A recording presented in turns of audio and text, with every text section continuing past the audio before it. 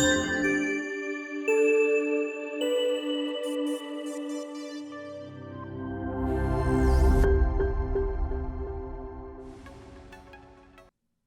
the last 3 years, I've had the opportunity to speak with 1,000 podcasters who, wait for it, stopped podcasting.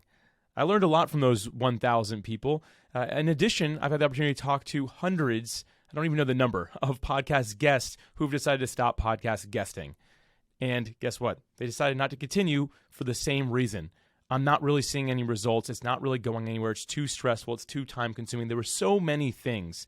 And for the longest time, I focused really on trying to help podcasters avoid those things until one day I finally got smart and I decided to reach out to 100 podcasters that are doing a really good job podcasting. They're sticking with it long term. Same with podcast guests. Let me find 100 guests who are doing a really good job in sticking with it.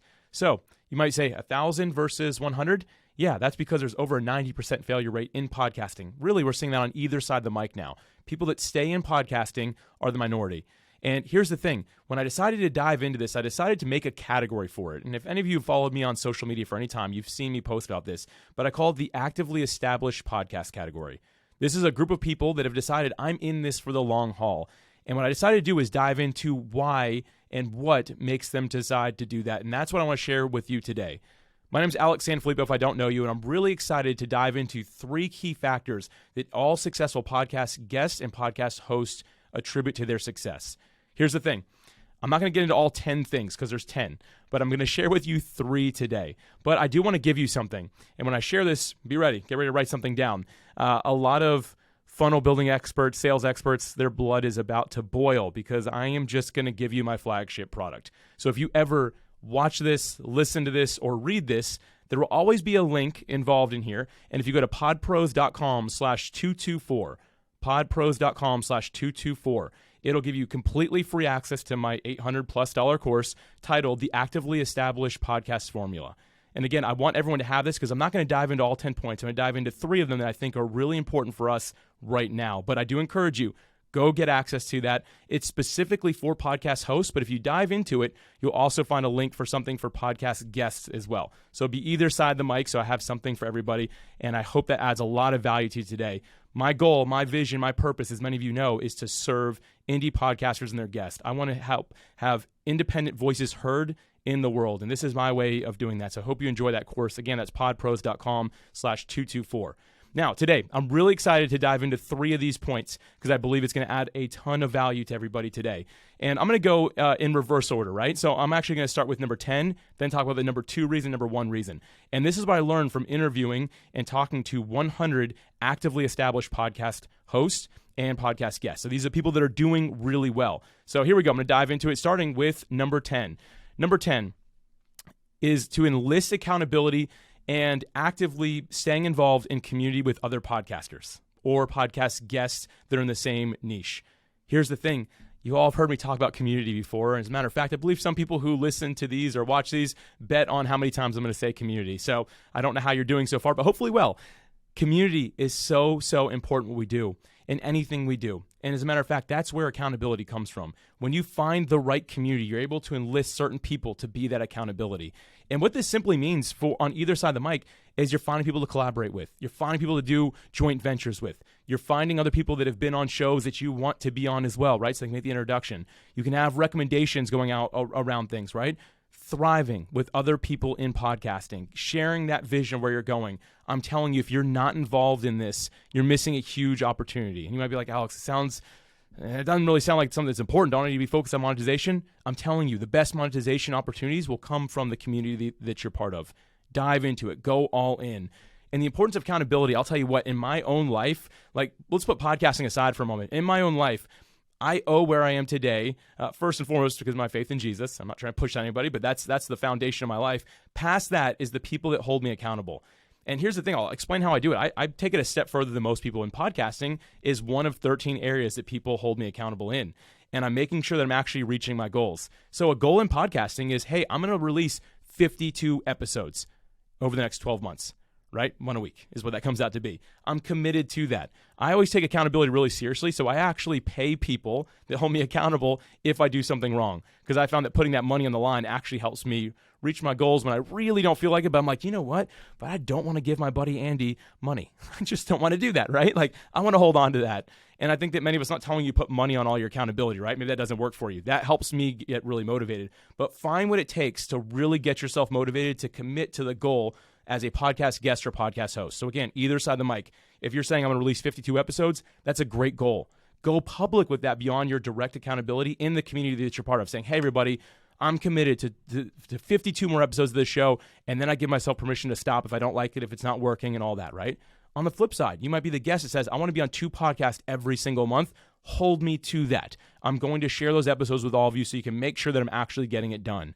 Again, having accountability enlisted and being part of a community that's thriving and moving forward with the same goal is going to make you go further so much faster. And I'm not making this up. Again, when I polled these podcasters, again, 100 of them that are doing a really good job, this was the number 10 reason that people said they are able to succeed in podcasting. All right, now I'm going to fast forward. Like I said, I'm not going to go through all 10 today. We don't have time for that. But be sure to grab that course because it'll go through each of them. I'm going to jump down to the number 2 thing. Or up to the number 2 thing, however you want to look at that, right? The number 2 contributing factor to podcast guests and hosts saying that caused them to succeed in podcasting is self-care. Maintaining a healthy balance between podcasting and life. Now, this is like different than what I usually talk about, right? I expected when I did this research, because I, again, had talked to over 1,000 podcasters that had stopped and hundreds of guests, I expected to learn nothing new. Like in my head, I was like, I already know what the top 10 are going to be. Here it comes. This one was not expected. Neither was the number 1. And so here's the thing. Self-care is so important. And now it makes so much sense because people leave podcasting because they get stressed out. They feel like, oh, it's just too much. Like I always have to be set up, and sometimes the host doesn't show up, or sometimes they're late, or sometimes they're not talking on a topic I want to cover, and I'm just worn out from it. On the host side, it's like, man, editing the episodes, doing all this work, it's just so much. And here's the thing, and we actually have this mindset in our company as well. Podcasting is not life or death. Now, don't get me wrong. You might speak to somebody that's life is changed or saved from hearing your podcast, but nobody is in a hospital saying, we need more podcasts for this guy. He's not going to make it if we don't get him more podcasts, right? And because of that, internally in our company, Pod Pros, we have developed what we call a culture of calm. There is nobody waiting that's life is being threatened because we don't have our service getting back to them as fast as like they feel they need it that moment, right? Now, don't get me wrong. We really do our best to really take care of our members, to really serve our members well. We give it 110% every single day. But we're not waking up at 3 a.m. because someone has a problem, right? Self-care is so important in this podcasting thing on either side of the mic. Keep it in perspective what you do. And again, I know that many of us, we have very purpose-driven work that we believe is changing the world, and I believe it's changing the world as well. But we need to make sure that we're not putting the weight of the world on ourselves. Instead, we need to say, this is my hobby. I enjoy doing this. It's a fun thing for me to serve the world and a great way for me to show up. But I'm going to run it like a business. I'm not going to let it run my life. I'm not going to treat it so that I have to be up 24/7 or, oh, they want to interview at 3 a.m. I got to do it. Might be some exceptions to that. But in general, you need to make sure that you keep that perspective. The way I like to say it is keep podcasting a journey in your mind, an enjoyable hobby, while at the same time running it like a business. So keep it the hobby mindset, but put the restrictions around it of like, you know what, I work Monday through Friday, 9 to 5, right? Like keep that perspective around it. It really helps with the self-care. Find the balance of it. If you've put the pressure on yourself to say I'm going to be on 100 podcast episodes this year, some of you all can do that. I personally can't. That's too many. I can barely do 52 in a year. But I know that. So I've slowed it down and given myself permission to slow down and stop a little bit, right? I encourage you to do the same. If you're the host, I got to do 2 episodes a week because so-and-so podcast expert said I have to. You know what's better than you doing that and burn yourself out? Doing one really well every single week. All right, moving on to my final point. Number 1, this is the number 1 contributing factor that podcast hosts that are in the actively established category say has helped them succeed. And this is, again, another surprising one for me, self-discipline. Self-discipline. As a matter of fact, 74 of the top 100 podcasts that I polled said the same thing, that self-discipline is number 1. And what that means is being persistent and committed to consistent episode releases.